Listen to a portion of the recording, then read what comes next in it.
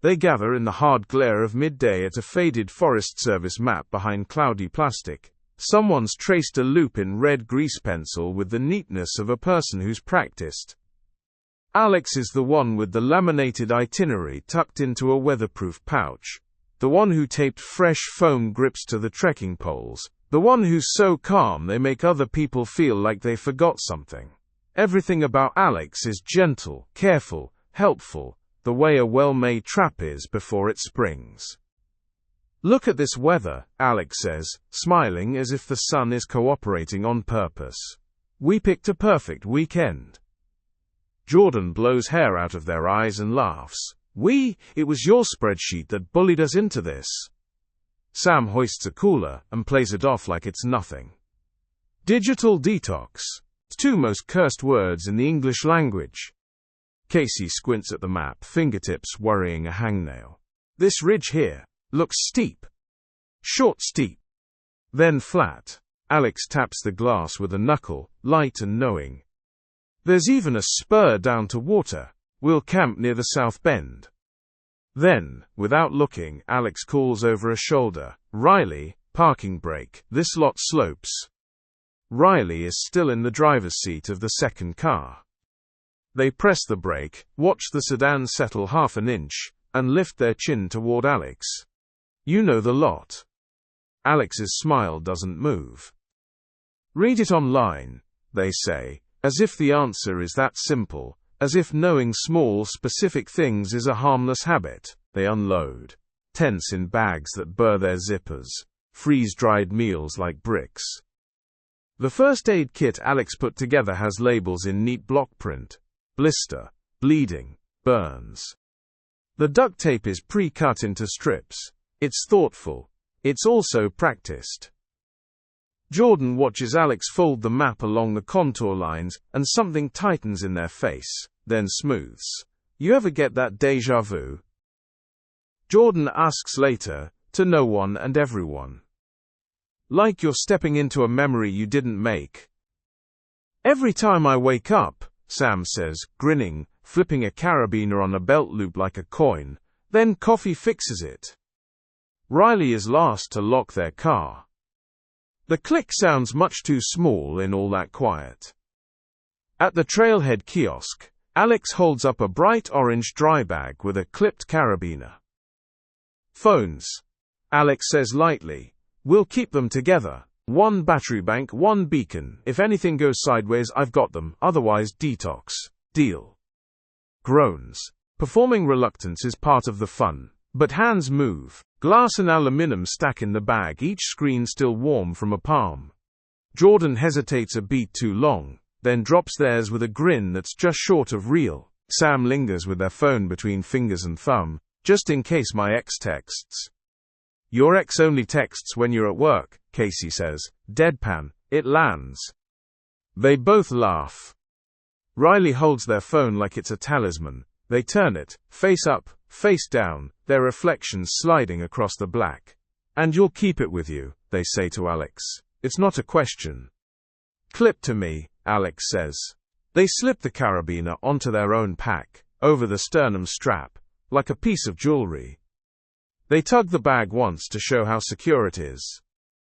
The motion is easy, practiced. "Promise." "Promises in the woods," Sam says. That's how fairy tales start.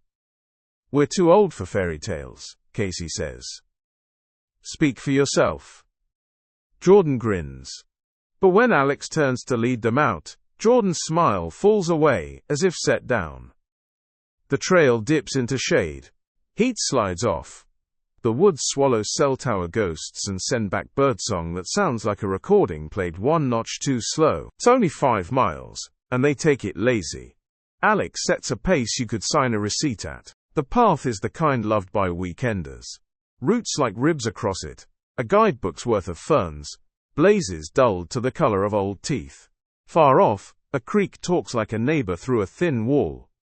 Alex walks point and calls out, cheerfully helpful, "Left foot on the high route here, and duck under this jackstraw, and watch the slick rock, there's algae."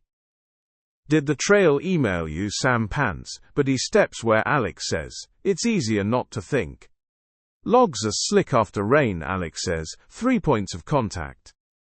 Riley falls back on purpose. They like the silence that collects behind people. Alex's soft whistle threads the air. 2 notes. Low-high. A turn of sound on the same little phrase, again and again, as if half a song is stuck in their teeth. Jordan looks up, startled. My old boss used to whistle that, same 2 notes. Alex glances back with a shrug, making it nothing. It's an earworm. What song? Alex pretends to think. Just a thing, heard it somewhere. Uh-huh, Jordan says, but their eyes stay on Alex's shoulders and don't quite trust them. At a switchback, the group stops for water. Alex squats and reties a boot with a simple, efficient knot, then taps Jordan's laces. Double them. Alex says softly, friendly. There's a scree run later. I'd hate to see you eat it. Jordan laughs, then re-knots exactly how Alex demonstrates, as if they couldn't help it. They arrive at camp early enough to own the place. The camp pads are 2 flat ovals tucked between pine and hemlock. A bare pole crusted with the ghosts of old food bags leans at a useful angle. Someone's left a circle of smooth stones that makes the idea of fire feel inevitable. Alex goes leader soft, not barking orders, just tidying the day into tasks. Casey, want to help me hang a bear line? Sam, can you pump water with me? Jordan, you and I can do tents. Riley, fire pit if you're game. Riley stares through Alex a beat, then nods. Sure. Sam follows Alex downhill to the creek. You do spreadsheets for fun, don't you? He teases, not unkindly.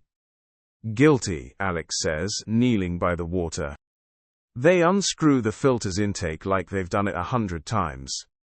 Hates surprises, loves checklists, they add, self-deprecating as if reading from a script that has served them well. Sam crouches, scooping water with a palm and letting it fall back, watching the eddies. You ever work in a bar? He asks casually. You've got the voice. What voice? The voice that makes idiots calm down. Alex looks up the bank. Jordan and Casey are laughing, as they fail to get the bear line over a high branch. Riley sits on a log, studying the firing like it might answer a question if they look hard enough. I worked lots of places, Alex says, returning the intake to the creek. Food service, retail, the before life. Sam smiles. Before life, that's dramatic. Isn't everyone's 20s a witness protection program? Alex says lightly, and it lands like a joke. Sam laughs. Amen.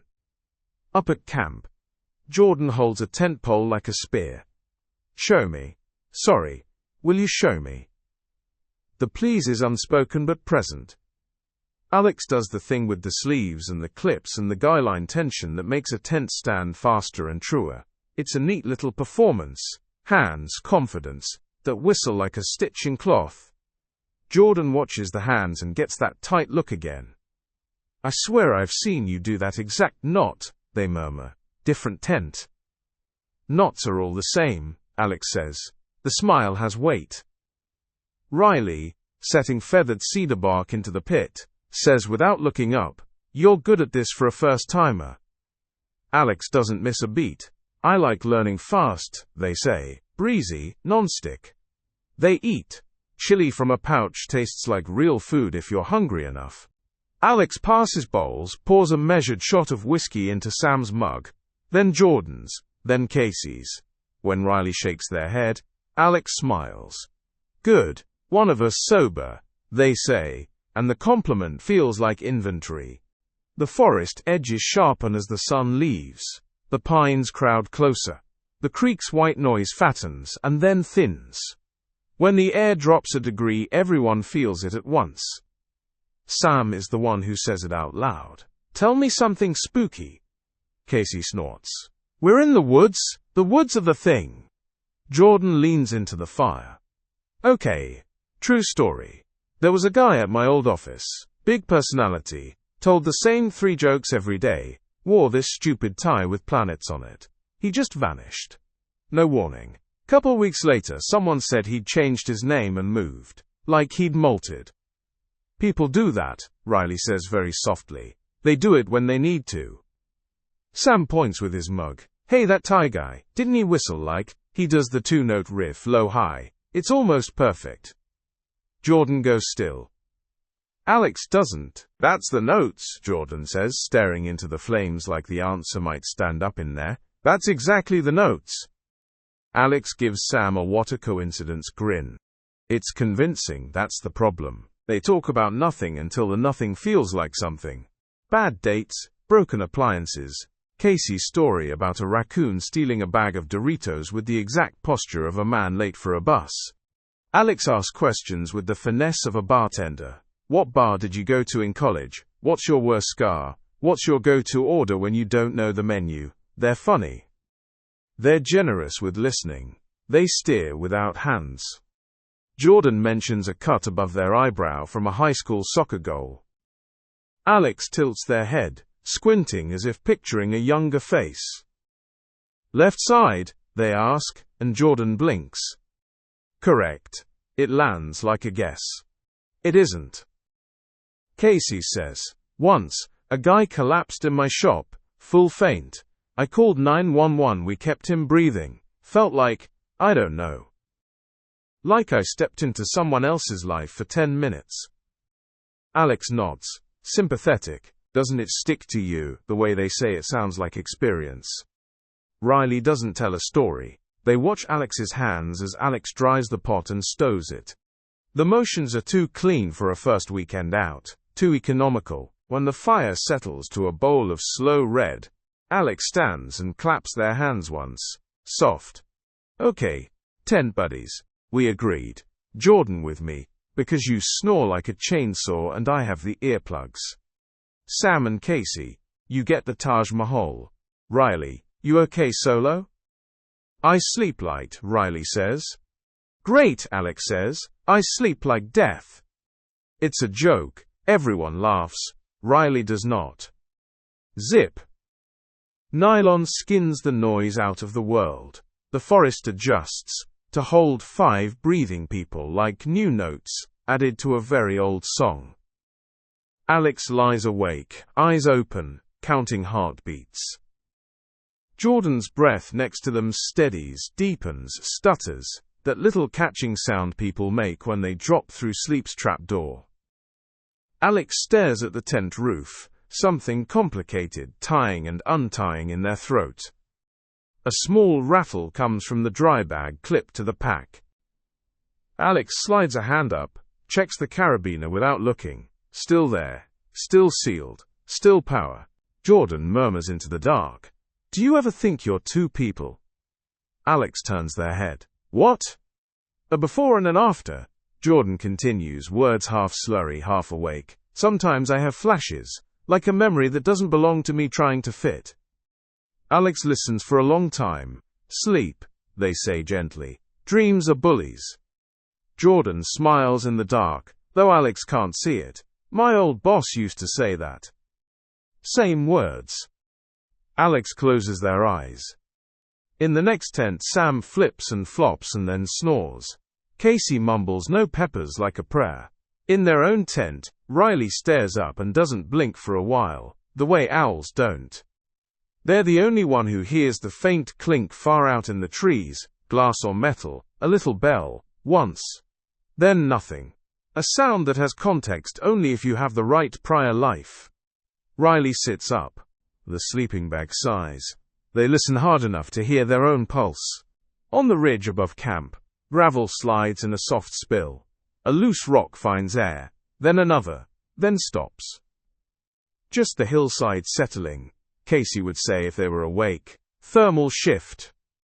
Riley doesn't believe in hillside personality. They unlatch the tent and poke their head out into air that smells like cold iron and pine. The night is moonless. The dark is thick enough to touch. On the other side of camp, Alex is sitting up in their tent too, listening, counting, inventorying. The dry bag bumps once against the pack like a heart under a hand. First light drizzles onto the tarp. The world is black and white and finger-numb cold. Breath ghosts in front of mouths. Everyone moves carefully, part stiffness, part instinct that the day might break if you shove. Alex is already up, already boiling water, already smiling. They pass coffee, like a priest passes the cup. The second mug goes to Jordan, without being asked, as if Alex knows the order people drink. Best alarm, Sam says, cupping his mug like it's alive. Casey groans and rubs their neck. I lost a wrestling match with a root. Pad migrated, Alex says. We'll fix it tonight. Riley stands a little apart, chewing a bar. Alex notices. Of course they do. How's the solo tent? Alex asks, easy, caring. Fine, Riley says. Then, after a beat, do you know this area? Alex stirs the pot of oatmeal and doesn't look up. I read forums, trip reports. Riley's mouth parts to say something else, then shuts like a small door. They eat. When you're outside, breakfast disappears into people like a magic trick. Alex hands Jordan a second portion. Jordan accepts on autopilot. Alex's portion is the smallest. Today, Alex says as they tidy, we'll day hike to the ridge. There's a lookout rock. We can see the river valley. We'll go early and beat the crowds. There are crowds, Sam says, glancing at the empty woods. Alex smiles. Maybe not. They divide the trail snacks. Alex puts a particular gel into Jordan's vest pocket without comment. For later, Alex says. Jordan nods, surprised and grateful. It feels like care. It is also a test. Before they shoulder packs, Alex unclips the orange dry bag and opens it, showing the phones inside, silent, face down, like a tray of small fish. Beacon stays on, Alex says, tapping the GPS. The little screen blinks red. If anyone twists an ankle, we press this and the ranger god descends from heaven. Copy. Copy, coach, Sam says, saluting with 2 fingers. Alex seals the bag, clips it back to their chest strap where it rides like a medal. Riley watches the clip close and thinks, there are people who won't let other people hold the power. They know this because they used to be one. The ridge trail kicks up hard enough to make conversation an act of will. Alex sets a deliberate pace that keeps all the heart rates right below complaint. Between pushes, Alex falls back and chats, little pieces, little questions, pinprick needles that slide in so smoothly you only notice the puncture when you see the blood. With Jordan, that job you left, what made you go? Office politics. Jordan says, quick, then slower, honest, I had a boss who, I don't know. You ever feel watched, like constantly? Alex smiles. Leadership styles vary. Yeah, Jordan says, looking at the ground, I guess. With Sam, where's home? Small bar on a corner with a flickering O in the neon open, Sam says, poetic because he's tired. I knew everybody, too much. We're in witness protection from each other in there. Ever have a regular who vanished? Alex asks, careful as fishing. Sam squints into the sun. All the time. It's a city. Men disappear into new names every week. Do they? Alex says, and it's not a question this time. With Casey. You ran the register at that shop. What was it called? Casey snorts. God, Wren and Company. Paper and pens. Wedding invitations for people who hate each other. You worked retail. Sometimes, Alex says, till I forgot how. A self-deprecating shrug. Did you ever have someone pay cash and you knew they were hiding something? Casey raises an eyebrow. What an oddly specific question. Alex laughs, lets the question die at their feet. Just a thought. With Riley, you always know when a bear line is too low. You always know when a rock is slick. Maybe we both read the same forum, Alex says. Maybe, Riley says. They don't smile. The questions add up to a picture. Alex reads that picture the way some people read faces. Names move in Alex's mind like puzzle pieces. Old shape, new edges. Over 3 years you learn how to make people say what they're trying not to admit. Over 3 years you learn who might ruin you by remembering. The ridge opens abruptly like a window. Air comes through the trees the way sound does in a cathedral, bigger than it has any right to be. A granite lip juts out over a slope bruised with fir and pine. Far below, a ribbon of water catches light. "Whoa," Sam says, honest for once, hands on hips. "You were right." "Good job, Forums," Casey says to Alex, smiling despite themselves. Jordan walks to the edge with more confidence than is smart. Alex steps close. Not too close, just within arm's reach. The wind is playful, then suddenly not. "Back up a foot," Alex says gently, not looking like a person who minds heights. "See the lichen? That color means slick." Jordan grins. "You really do know everything." "Only about this rock," Alex says. Sam throws a pebble and watches it bounce down into forever. Riley watches Alex watch Jordan. Alex's hand floats, open, near Jordan's elbow, then withdraws. It's not nothing. Riley doesn't miss it. They take pictures with Alex's cheap trail camera, grainy, half-assed, like proof offered to a lazy judge. Alex frames people with care, Sam and Casey together, laughing, Jordan in front with the valley behind, wind-blown, recognizable, Riley slightly off to the side, not centered, harder to see. "Okay," Alex says softly, later, when the others are fussing with snacks, when the wind is louder than voices. They step up beside Jordan and rest an elbow against the rock. "I've been meaning to ask you something, actually." Jordan smiles. "Shoot." "You remember that guy you mentioned, the one who vanished, the Planet Thai boss?"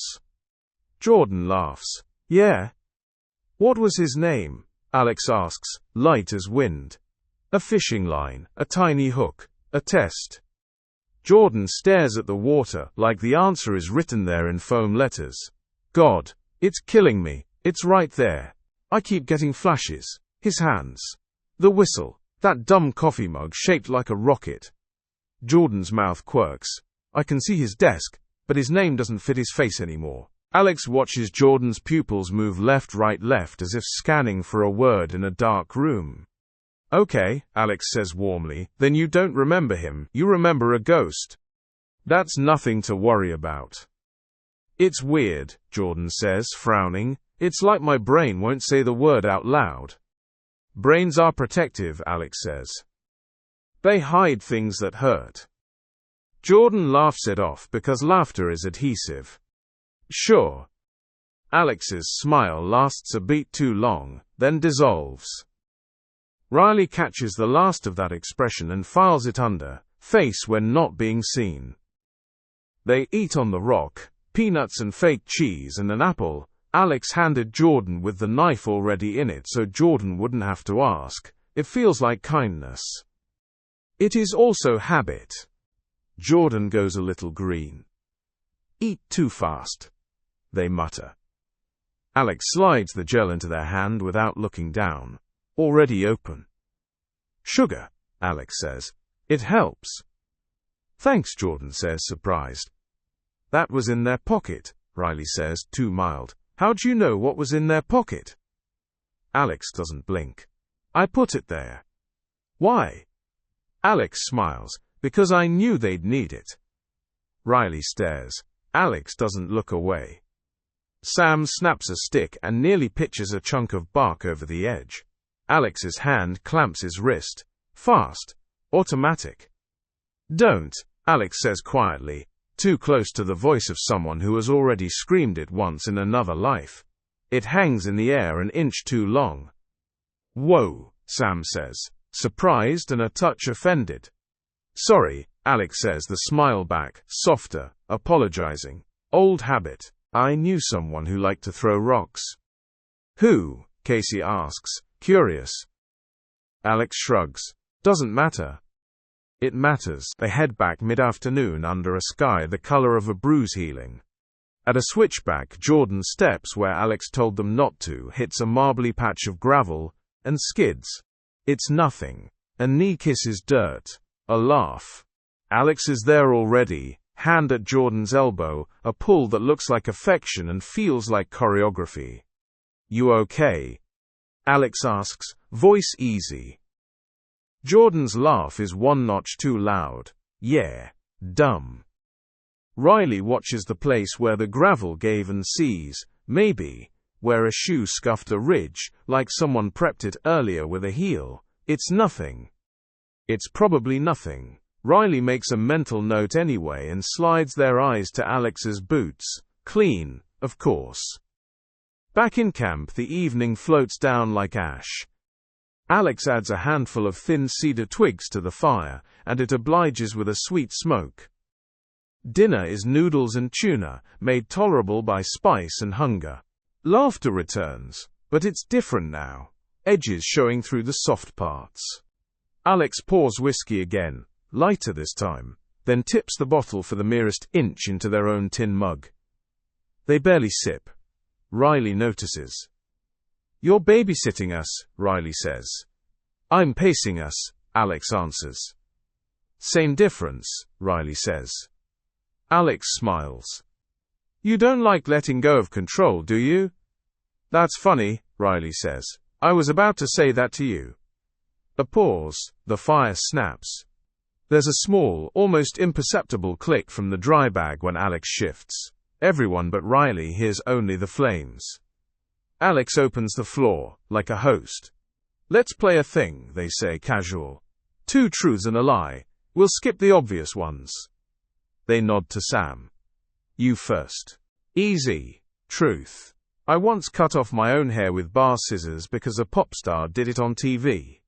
"Truth. I've carried 3 people out of my bar after they cried on my shoulder for 2 hours each." "Lie. I've never been in a fight." "Lie is the fight," Casey says.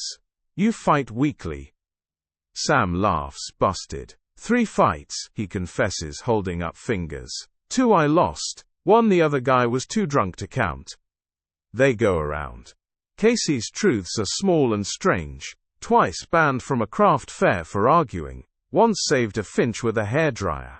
Jordan's lie is obvious. They say they hate kids. Everyone knows they don't. Riley says nothing when it's their turn, just looks at the flames until Alex waves them on. "You can pass," Alex says, generous. Riley doesn't pass. "Truth. I keep a go bag in my car at all times." "Truth. I can pick a lock with 2 paperclips." "Lie. I've never had to." "Okay, spy," Sam says, half kidding, half not. "Invite me to your apocalypse bunker." Alex laughs, but the laugh is thinner now. "You two would get along," they say to Riley, not naming who the other person is. Jordan stares into the fire the way people stare into something that keeps changing its mind about whether it's safe. "What about you?" Casey asks Alex. "Your turn." Alex twirls the bottle by the neck like it's an instrument and they're practicing scales. "Truth," they say lightly. "I once lived somewhere so flat the wind had no idea what to do with itself." "Truth. I'm allergic to penicillin." "Lie. I've always been named Alex." Silence lands like a leaf that turns out to be a stone. "Ha," Sam says, relieved. "Good one." Riley watches Alex smile, and file the reactions. Jordan smiles too, relieved, like it's all a game, like this is how night should go. Small confessions, simple laughter, the woods holding everything in place.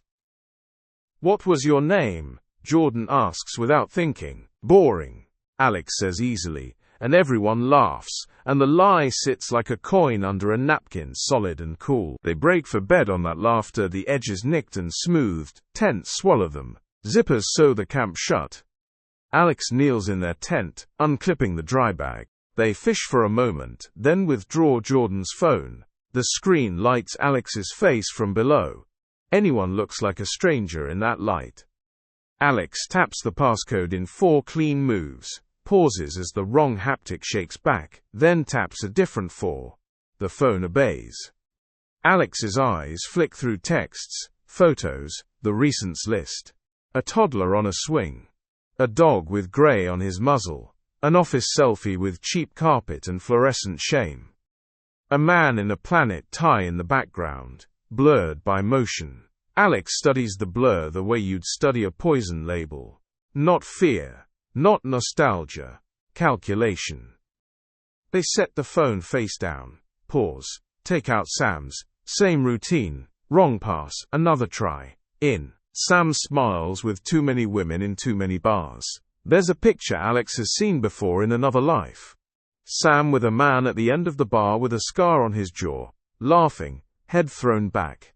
Alex watches the shape of the man without blinking, looks at the timestamp, files it. Riley, awake, eyes open, hears a zipper tooth tick tick tick. They hold breath until their chest aches and hear their own pulse echo in the nylon. They know the sound of someone moving with purpose. Outside, wind scrapes along the ridge. A rock lets go somewhere, far enough to be almost pretend. In the absolute attentive dark, a bell chimes once, soft and high, like a fishing line being plucked. Riley whispers, to no one, to the woods, "You've been here before." In Alex's tent, the dry bag snaps shut. The whistle, 2 notes, low-high, slips out under Alex's breath before Alex can stop it. Habit. A seam splitting. Jordan, asleep beside them, turns and murmurs a name that isn't Alex.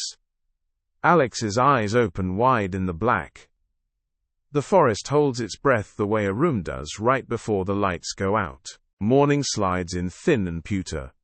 Coffee steam ghosts out of mugs and vanishes, as if ashamed to be warm. Alex moves through camp already zipped into decision, humming those same 2 notes under their breath, the melody too small to be a song and too stubborn not to be. They set the pace on the trail without asking, hands in motion, gaze forward, voice casual. "Remind me," Alex tosses back to Jordan as they step over a fallen hemlock, "what street was your office on back then?" Jordan's breath fogs. Clay. No, Klein. It had a bakery that burned its croissants. You'd smell sugar scorch at 9 sharp. Klein, Alex repeats, like filing. Right. To Sam, "Why'd you say I remind you of someone? Anyone I'd know?" Sam chuckles, taking the bait. "Sure, guy used to post up at the end of my bar, same posture. Same whistle. Big." He wiggles fingers, miming Thai planets. "Big NASA Thai energy."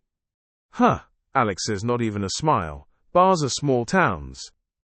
To Casey, "Your shop's near the bus depot, right? Rough spot to keep inventory. Ever keep old receipts like for returns?"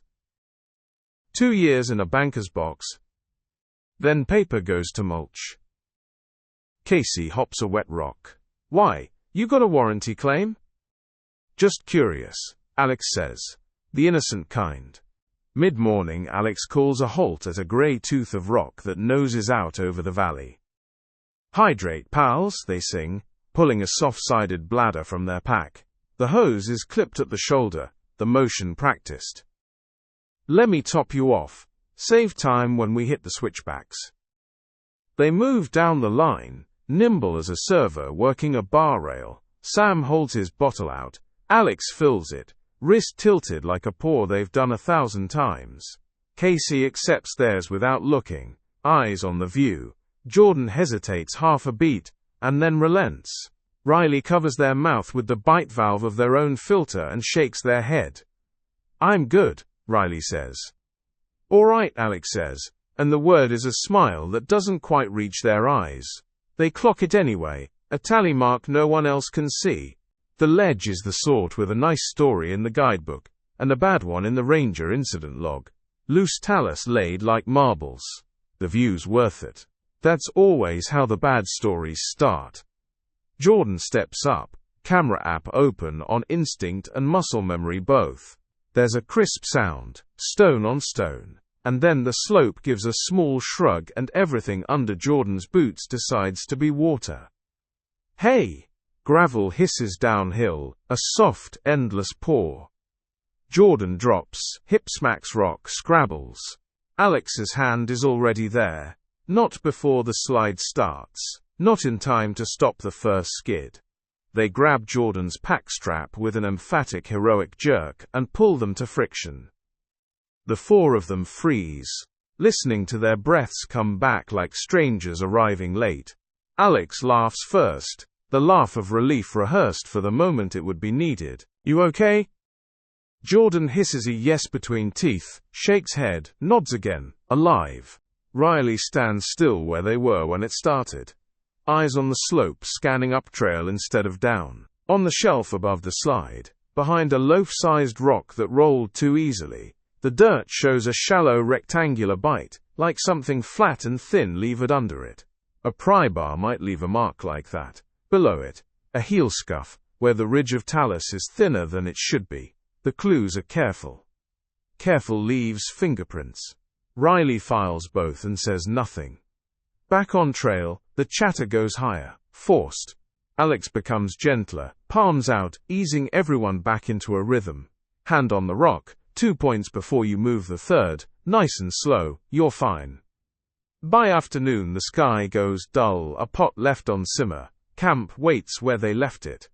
Alex kneels at the creek, the bladder intake burbling in clear water, the filter cartridge spun on and off with a professional twist. Sam squats beside them, elbows on knees, playing with a flat stone like it's a puck. "You ever know somebody who just, poof," Alex says, idle washing sediment that doesn't need washing. "Regulars disappear all the time," Sam says, happy to perform. Guy tells you his whole life. 2 weeks later, he's a ghost, and you still got his tab open. "You keep tabs long?" Alex asks. Sam laughs. "Not if I can help it." They bring the pot up to a boil, and the camp becomes a kitchen. Chili packets tear along perfect seams. Alex hums in the steam, ladles the first bowl, then the next, the cadence of generosity. 3 bowls swirled with a squeeze of lime from a tiny bottle. A fourth, Sam's, gets a thoughtful shake of a small zip bag, pre-soaked mushrooms, tender and brown. Alex stirs them under like they're a treat. The first spoonfuls disappear. The whiskey does its work in small, warm chews. Conversation turns to the new game Alex invents or remembers. "Tell us your weirdest regular," Alex says to Sam, eyes bright. "The one who made you lock the back door." Sam obliges with a story that's too funny until it isn't. A man who tipped in stacks of ones folded into little triangles. A man who cried only to the same Dolly Parton song.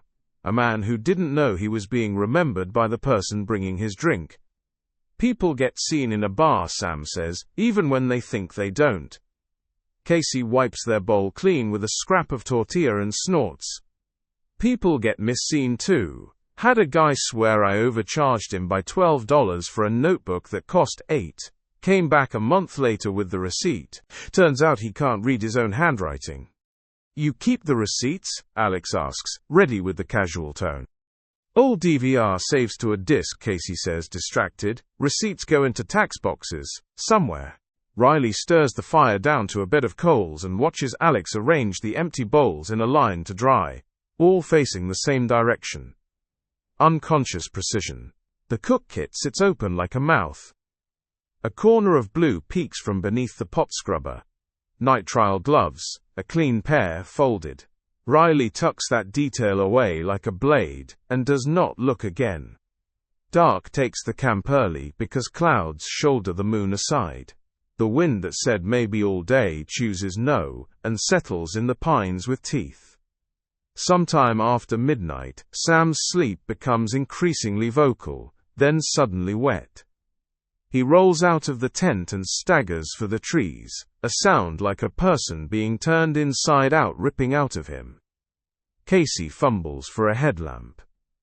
Jordan's zipper sticks and then yields. Riley is already halfway up on an elbow. Alex is beside Sam with a hand at the back of his neck, other hand holding the bright beam low so it doesn't blind.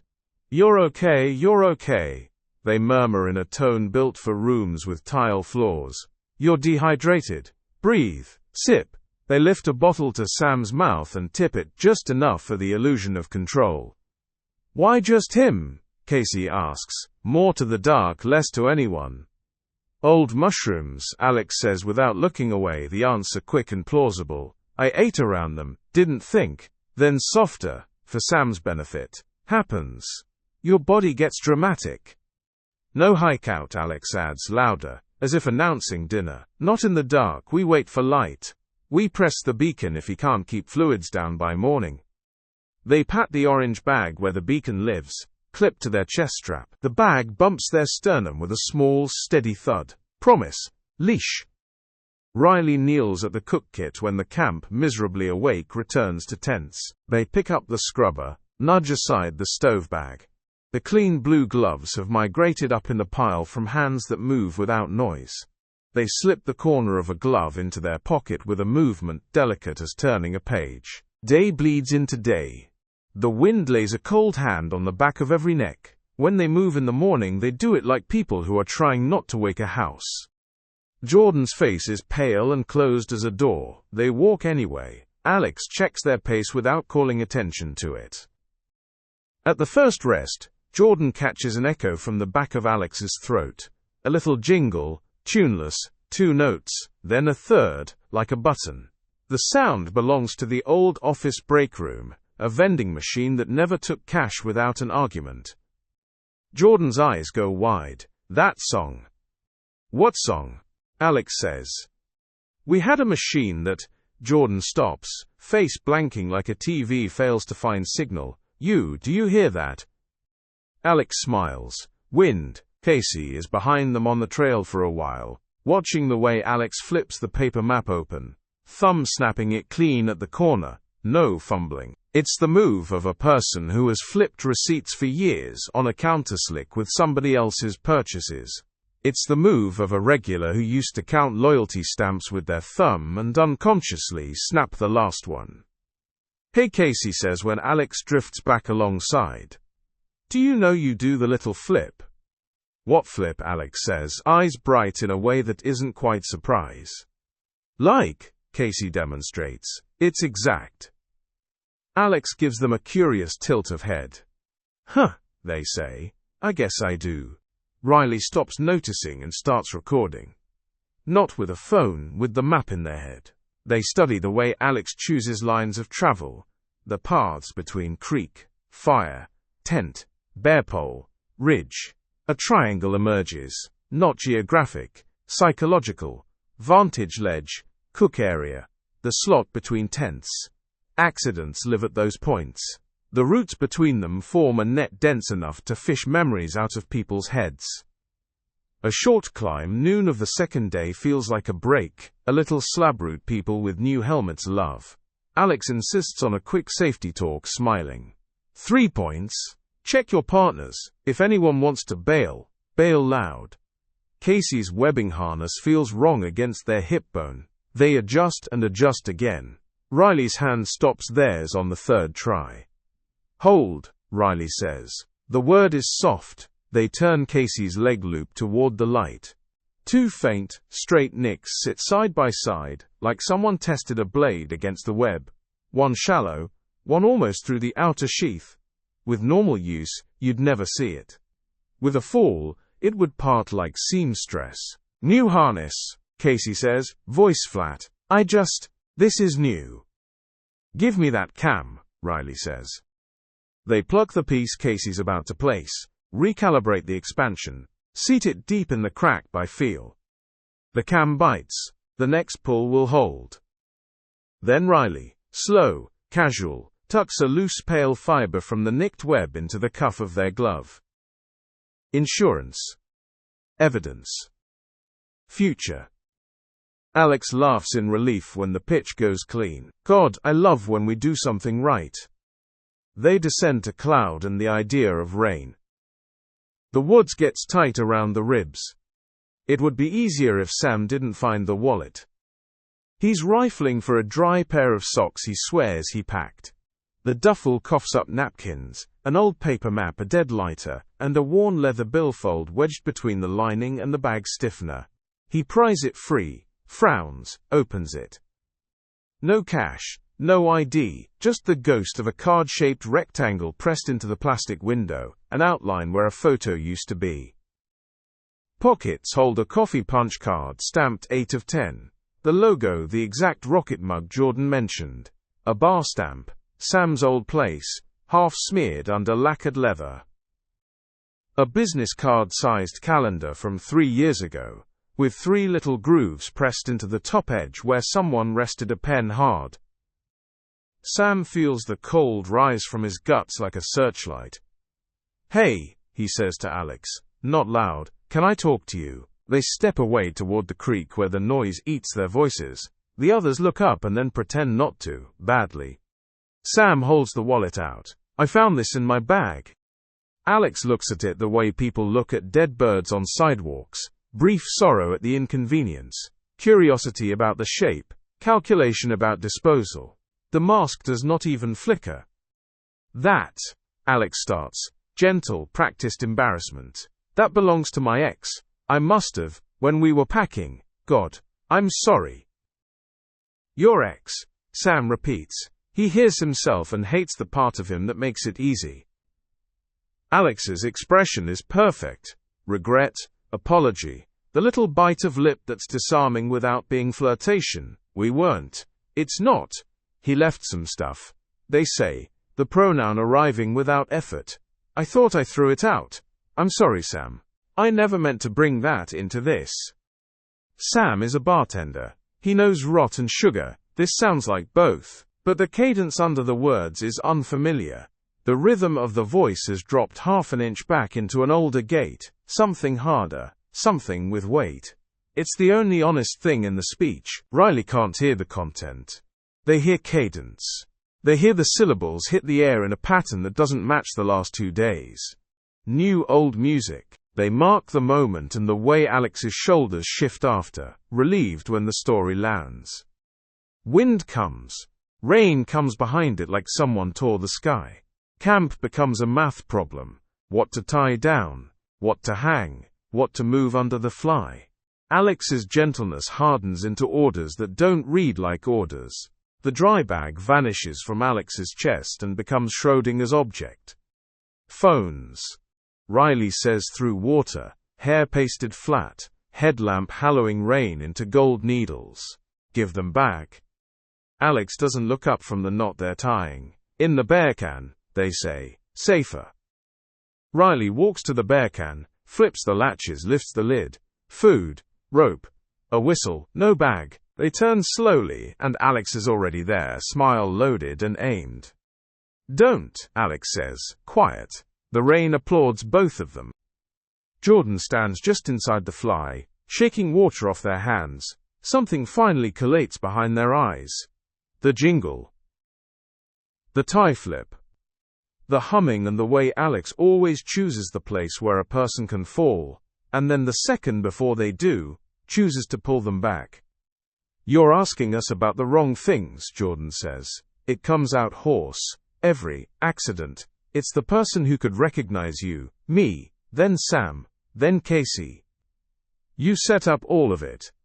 Alex's chin lifts a fraction. That's enough of a nod to be confession if someone needs to remember it like that later. "Storm," they say instead. "We can talk tomorrow." Lightning shows the trees as bones. Thunder arrives like furniture being dragged upstairs. The creek, polite all day, suddenly wants to be a river. The sky keeps arriving. The ground keeps refusing. Night again. The tents breathe and writhe. Fabric snaps with each gust. Sleep comes in little drowned pools and then spills. Somewhere between wind and the kind of silence that feels like listening, a sound threads the camp that isn't weather. Nylon unzipping 2 teeth at a time, then a fast, quiet rip. Not wind, not accident. Decide to hear it, and the sound is precise, surgical. Riley's tent shivers. The fly slumps. A clean, diagonal mouth opens in the fabric. Rain finding it instantly, and with delight.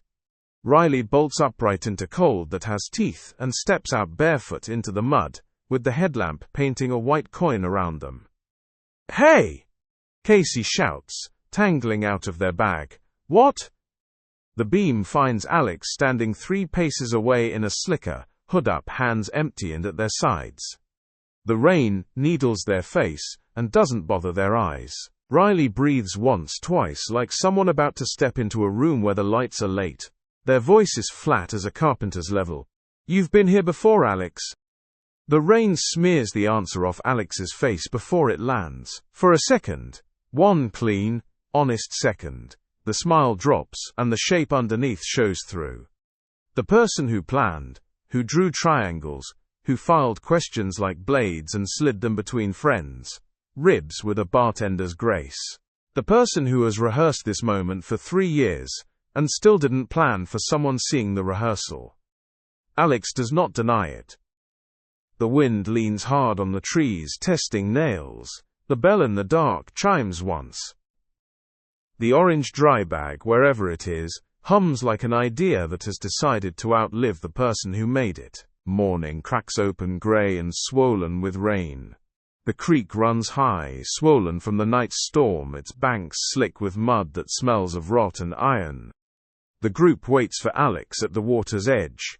Jordan with arms folded tight, Casey pale and trembling but standing tall, Sam still drawn thin from the food poisoning, and Riley stone-faced, the pocketed clues rattling in their head like bullets in a drum.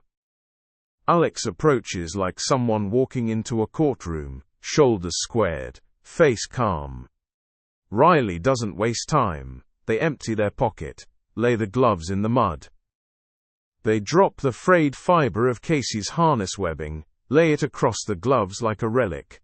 Casey's trembling hand holds up the wallet Sam found, the empty photo slot catching a shard of light. Jordan jabs at the dirt with a stick, drawing the crude triangle map Riley sketched of Alex's chosen routes. Sam just lifts an empty hand, palm upward, showing nothing. The phone bag is missing, and that absence is the loudest evidence of all. "Enough," Riley says, voice cracked raw from the storm. "We know." Alex lets the silence breathe, then, with a calmness that feels surgical, they nod. "You're right." The others flinch at the bluntness. "I am in witness protection." Alex's voice is clean now, stripped of its practiced warmth. "I had a life before this. That life ended, violently. Loose lips get people killed, mine, yours, everyone's." They kneel, scoop a handful of creek water, drink. Their eyes never leave the group. "I vetted you," Alex says. "That's all this was. I needed to know who remembered me, who could slip, who might talk in the wrong bar. Every accident wasn't an attack. It was a test. To see who panics, who lies, who breaks. So I'd know who I could keep safe." Jordan's voice shreds as it erupts. "Safe? You tried to kill me. You set the rocks loose." Sam, sick but steady, shakes his head. "You're not protecting anyone. You're just cleaning up your past. And we're the trash you didn't take out." The mask trembles. Then, tears. Alex laughs, but the laugh is wrong. Too hard. Too sharp. Something from a different life. Their voice slides into old slang, old cadence, old posture. A predator remembering it once had teeth. "I left the wallet on purpose," Alex says. Grin wide now. "Planted it. Needed to see who would snoop, who'd turn on who. Didn't take long." They unzip their slicker, and pull out the orange dry bag. When Alex opens it, 4 phones glint in the grey light, each powered down, SIM cards neatly stacked beside them like poker chips. "You came out here to forget me," Alex says, voice flat now. "I came to see if I needed to forget you first." The group fractures in an instant. Jordan grabs Casey's hand, the two of them bolting downslope toward the narrow track they think leads back to the service road. Sam, staggering but furious, plants himself beside Riley. "I'm not running," Sam growls. "We end this now." Alex moves first, cutting upslope into the blowdowns where the forest is a maze of fallen trunks and clawing branches. Riley and Sam follow, flashlights off, every step chosen by sound more than sight. Wind roars in the canopy, and threaded through it are the little traps Alex planted days before. Bear bells strung on monofilament that sing false alarms, wind spinners that clatter like footsteps in the brush. Every sound becomes a trick, every silence a threat. Riley crouches by a half-buried pack, wedged under a root tangle. They unzip fast, hands trembling but sure. Inside, a folded topo map. red X's marking every spot where an accident had happened or nearly happened. The ledge, the cook site, the climb. Each mark triangulated, the pattern undeniable. Beneath the map, a sealed meal pouch sits. Riley turns it, sees the faint black label, bitterant/emitogenic, the compound that dropped Sam. Sam exhales a curse, jaw set. I knew it, you poisoned me. The chase pours them onto a slick overlook, where the world falls away in grey cloud, and the air smells like lightning. Alex stands at the edge, chest heaving, eyes wide and wet, not with sorrow, but with rage curdled by something close to grief. I became someone better, Alex spits, voice rising against the wind. I killed the old me to stay alive. And you? Their hand shakes toward Riley, toward Sam, toward the absent Jordan and Casey. You keep dragging me back. If you knew me then you could ruin me. I won't go back. I won't. The root under their boot slicks, the bluff edge crumbles. Suddenly Alex is dangling, one hand clawing at a root that juts from the rock face, feet scrabbling over air. Their other hand slaps against the cliff, bloodying knuckles. Riley! Alex screams, voice cracking into the old accent, old desperation. Pull me up! Riley stands frozen for a beat, every choice heavy. Sam whispers, let go, let them fall. But Riley kneels. They grab Alex's wrist, feel the slick of rain and blood, and haul. Inch by inch, Alex rises, gasping, snarling, alive. Riley rips a strip from Casey's sabotaged harness webbing, ties Alex's wrists fast and cruel, the frayed ends digging into skin. Thunder bellows overhead, the storm announcing itself again, and through the noise, faint but undeniable, comes the sound of an engine, a growl far down the valley, moving closer. Someone else is out there. Someone coming. The storm thins into a wet silence, leaving behind broken branches, and a raw metallic smell in the air. Riley drags Alex forward, wrists bound by the shredded webbing. The group moves as one, limping down the service track until the looming silhouette of a Forest Service gate emerges through the mist. Beyond it, headlights burn yellow against the rain, a ranger truck idling low. Jordan and Casey stumble out from the brush on the opposite side, faces streaked with mud and terror, but alive. The relief is sharp, almost dizzying. Sam stumbles forward, blows the emergency whistle until his chest heaves. The shrill note hangs in the damp air, unanswered. Alex chuckles low, almost inaudible. They only come if dispatch logs your coordinates. Their voice is cold, almost smug. I disabled the beacon. Riley digs into their jacket, pulls out the orange dry bag, and hurls it at Alex's chest. Power them up, now. Alex fumbles, not with clumsiness but calculation. Stalling, angling their bound hands toward a blade hidden in their waistband. The driver's door groans open.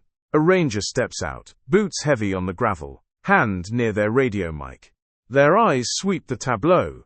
4 ragged campers, one bound figure kneeling in the mud. Suspicion sharpens their expression. Riley's words tumble out fast, urgent, knotted with fear. Jordan and Casey stammer corroboration, hands shaking. Sam leans over, retching bile into the ditch. Alex seizes the moment. Their posture straightens, their tone smooths into a silken confidence, the old persona slipping fully into place. This is insane, they tell the ranger, voice low and persuasive. That one, they tilt their head toward Riley. They've been orchestrating these accidents. They even planted evidence. I tried to keep everyone calm, but... From the dry bag, Alex pulls out a phone, its screen cracked but glowing faintly. Text drafts sit open, unsent messages carefully worded, designed to paint Riley as paranoid, dangerous, unstable. Look, Alex says, handing it up like a trophy. They've been planning this narrative. They want to erase me. The ranger hesitates. The weight of the rain, the fog, the ragged faces, it almost works. But Riley steps forward, eyes burning. They unfold the topo map with trembling hands, hold it high.